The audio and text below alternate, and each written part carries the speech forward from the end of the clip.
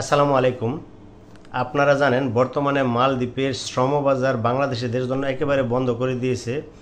আসলে দীর্ঘ বিরতির পর বর্তমান ক্ষমতাসীন মালদ্বীপের মৌর্য সরকার ক্ষমতায় আসার পর ঘোষণা দিয়েছিল যে বাংলাদেশ থেকে তারা আবার শ্রমিক নেওয়ার প্রক্রিয়া শুরু করবে এবং তারই পরিপ্রেক্ষিতে ইতিমধ্যে বাংলাদেশ থেকে তারা বেশ কিছু শ্রমিক এদেশে নিয়োগ দিয়েছেন।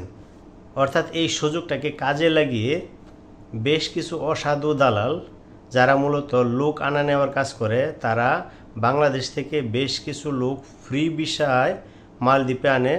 তারা মূলত পর্যাপ্ত কাজ না পাওয়ার কারণে তারা বেকার হয়ে পড়েছে। তারই পরিপ্রেক্ষিতে তারা তাদের যে ভিসার ফি প্রতি মাসে যেটা এদেশের সরকারকে পরিশোধ করতে হয় সেটা তারা পরিশোধে ব্যর্থ হচ্ছে, যার ওই পরিপ্রেক্ষিতে তারা অবৈধ হয়ে পড়েছে।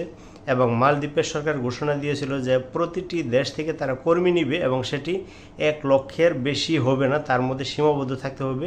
কিন্তু বাংলাদেশের শ্রমিক ইতিমধ্যে 1 লক্ষ ছাড়িয়ে গেছে। করোনার আগে যে সমস্ত প্রবাসীরা মালদ্বীপে কর্মরত ছিল তাদের মধ্যে অনেকেই অবৈধ ছিলেন এবং বর্তমানে যে সমস্ত লোক আসছে তাদের মধ্যে অনেকেই অবৈধ হয়ে পড়ছে। অর্থাৎ তারা যে কোম্পানিতে আসছে, অর্থাৎ ফ্রি ভিসা নামে যে ভিসায় আসছে, যে ব্যক্তির নামে ভিসাটি উত্তোলন হয়েছিল, অর্থাৎ তার আন্ডারে কাজ না করে তারা এদিক সেদিক কাজ করছে এবং কাজ না পাওয়ার কারণে অনেক সময় তারা ভিসার টাকাটা পরিশোধ করতে পারতেছে না, সেই কারণে তারা অবৈধ হয়ে পড়েছে।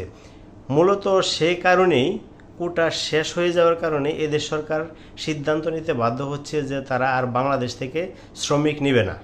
আর সেজন্যই মালদ্বীপে অবস্থিত বাংলাদেশি হাই কমিশনার এদেশের সরকারের সাথে প্রতিনিয়ত জোর দাবি চালিয়ে যাচ্ছে যেন তারা তাদের কোটার সংখ্যা বাড়ায়, অর্থাৎ বাংলাদেশ থেকে আবার শ্রমিক তারা এদেশে নিয়ে আসে। যদি কোটার সংখ্যা বাড়ায় তবে অবশ্যই আপনারা বাংলাদেশ থেকে আবার মালদ্বীপে আসতে পারবেন এবং সেটা দীর্ঘ সময়ও লাগতে পারে।